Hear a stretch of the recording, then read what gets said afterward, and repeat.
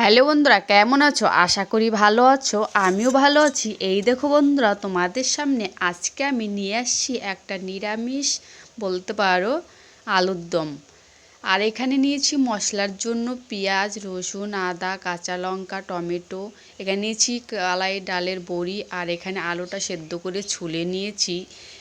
আর এখানে আমি ফোড়নের জন্য পাঁচফোড়ন, শুকনো লঙ্কা, তেজপাতা নিয়েছি। ভালো করে লাল করে ভেজে কড়াইতে তেল দিয়ে আলুটা দিয়ে ভালো করে ভেজে নিচ্ছি। দেখো আমি কী সুন্দর রান্না করতে করতে ভিউটা দেখো জানলা দিয়ে, জাস্ট অসাধারণ, দেখেই মন ভরে যাচ্ছে। শুধু সারা মাঠে হলুদ আর হলুদ।